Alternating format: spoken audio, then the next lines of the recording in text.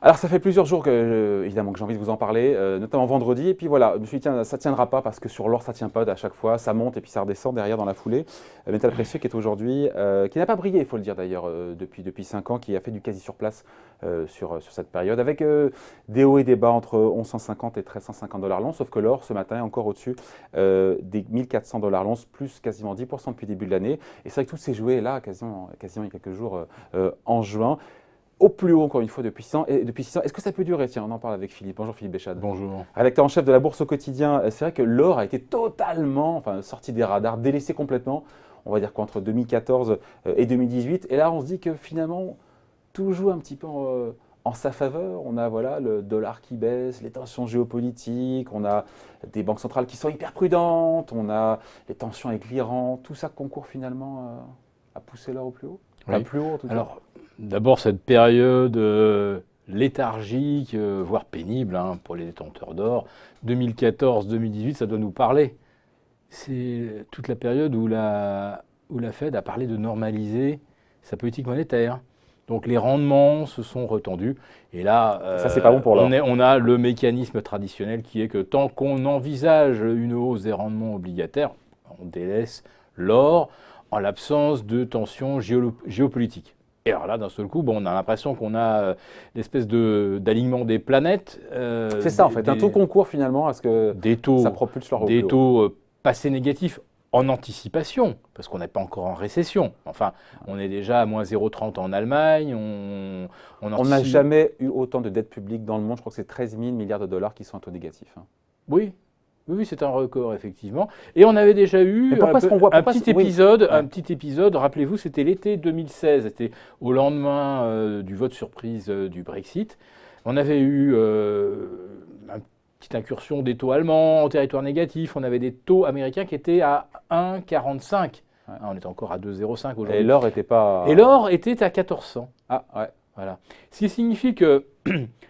Quand on était à 1,45 de rendement aux États-Unis, c'est-à-dire sur le 10 ans américain, moins qu'aujourd'hui. Aujourd'hui, on est à 2. On est encore à 2.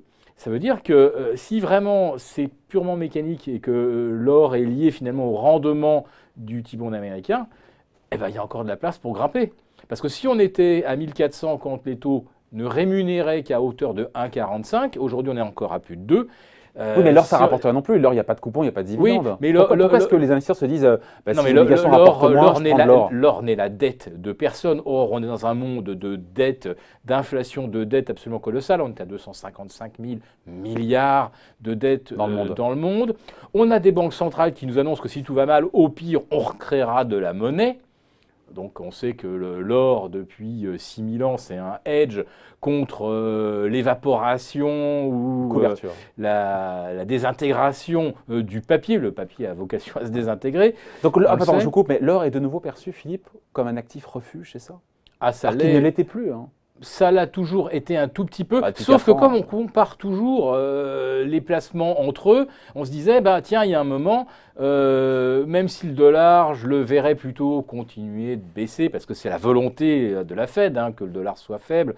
Ça, c'était également réclamé par Donald Trump. Donc, si on pense que le dollar va baisser, on se dit, l'or, ça peut être la couverture. Mais on a eu d'un seul coup des taux américains qui sont passés de 1,40 à presque 3 sur le 10 ans. Donc, même si on pensait que l'or était un bon hedge contre la dépréciation monétaire, on s'est dit quand même, pour l'instant, on a quand même du 2,70, 2,80 de rendement à encaisser. On verra pour vendre le dollar plus tard. Ouais. Voilà. Donc voilà, le métal précieux aujourd'hui, 1400 $ l'once, au plus haut depuis 6 ans.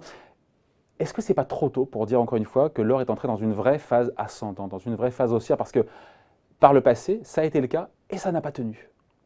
Chaque fois que l'or a connu des petites poussées de fièvre, souvent parce qu'il y avait des tensions géopolitiques, immédiatement, les banques centrales ont donné des instructions pour qu'on tabasse l'or. D'où ça sort, ça? Ça, c'est connu. Tous les traders sont bien au courant que chaque fois que l'or franchit un petit seuil, le lendemain matin, à l'ouverture, vous avez, de façon totalement inexplicable, une chute de 2,5. Pourquoi est-ce que les banques centrales font ça? Parce qu'il ne faut à aucun moment qu'on puisse effectivement considérer que l'or est une bonne alternative aux devises. Et là, aujourd'hui, on voit bien que c'est comme ce raisonnement-là qui joue. L'alternative à des devises qui peuvent se déprécier. Regardez le Bitcoin, j'élargis un petit peu le champ. On est à 11 000 $ d'ailleurs. On est passé à plus de 11 000 ce week-end. Ouais. Donc ça veut bien dire qu'il y a des gens qui pensent que n'importe quel autre actif vaut mieux qu'une monnaie dont on sait que les banques centrales ont la volonté de la faire baisser. Donc c'est trop tôt pour dire que vraiment il y a une phase haussière sur l'or. Graphiquement, 1400, 1420, ce qui nous ramène sur les sommets de l'été 2016. Si on passe les 1420, là pour les amateurs d'or, ça va commencer à sentir très très très bon. Avec des flux de capitaux derrière, on voit des flux de capitaux investis, je sais pas, dans les ETF, dans les options, dans les produits dérivés. On voit des flux. Absolument. Et on voit des flux et même des choses plus tangible que de la prise de position sur des instruments, des dérivés de leur papier, en fait, on voit que même SPDR a acheté 35 tonnes d'or la semaine dernière. Donc ça veut dire que SPDR, il faut expliquer ce que c'est. Spider. C'est une entité qui permet d'acheter de l'or virtuellement au travers de papier avec une option de convertibilité. J'avoue que aujourd'hui, vu le nombre de contrats en circulation, si tout le monde demandait la conversion, je pense qu'il n'y en aurait pas pour tout le monde. Il n'y en aurait pas assez pour tout le monde. D'ailleurs, on est arrivé aussi à des situations absurdes. À force de créer des lots sur les marchés dérivés pour faire baisser l'or, parce que c'est comme ça que ça fonctionne. L'or passe par exemple 1300, les banques centrales ne veulent pas. Eh ben, on va créer artificiellement de nouveaux contrats sur l'or et on va les vendre à découvert. Et paf, on va taper dès le lendemain, on va faire retomber l'or à 1250 $. Donc à chaque fois, on a créé plus de dérivés. On arrive aujourd'hui à 500 dérivés pour une once d'or disponible. Alors forcément, donc vous écoutez, Philippe, ça ne tiendra pas. Ce rebond, enfin voilà, cette percée de l'or a vocation à être, elle est mornée parce que je découvre, les banques centrales derrière n'ont pas intérêt pour une concurrencer leur devise que l'or monte. Bien sûr, quand il était à 2000 $, ça n'a pas empêché, on a bien vu l'or à 2000 $, que je sache. On l'a vu à une époque où on avait QE, quantitative easing, au Japon, en Europe et aux États-Unis. C'est-à-dire quand on s'est mis à imprimer de l'argent à raison de 100 milliards de dollars par mois aux États-Unis, 60 puis 80 milliards par mois en Europe. Enfin, on crée de l'argent. C'était la planche à billets. Donc on sait bien ça. Bon, certains disent que ça s'est remonté trop vite, l'or qui est largement suracheté aujourd'hui. Là, on vient de faire, une directissime, 1275 $ le 30 avril, 1400, 1415 en 6 semaines. Voilà. Donc là, ça va assez vite. Trop. Mais, alors je ne sais pas, parce qu'il y a, comme vous le signaliez, les volumes qui suivent derrière. Vous avez en plus ça des achats fondamentaux de banques centrales, soit qui se dédollarisent. Attends, comme la Russie. Des achats ou des ventes des banques centrales? Des achats de banques centrales. Aucune banque centrale ne vend de l'or aujourd'hui. Plus aucune. Il y a 2 secondes, vous avez dit que les banques centrales faisaient tout pour tabasser l'or. Elles vendent, elles font intervenir des intermédiaires qui vont créer une offre artificielle d'or papier, ce qui va faire baisser l'or. Mais les banques centrales, elles, ne vendent pas leur stock. Elles sont acheteuses. Elles sont la plupart acheteuses. Alors, les banques occidentales, pas trop. La Russie, comme je le disais, dans un cadre de dédollarisation, il remplace le dollar par l'or. La Chine fait la même chose. Pour ça, augmenter la crédibilité du yuan, qui est quand même une monnaie assez endettée, mais pas autant aujourd'hui que peut l'être l'euro ou le dollar.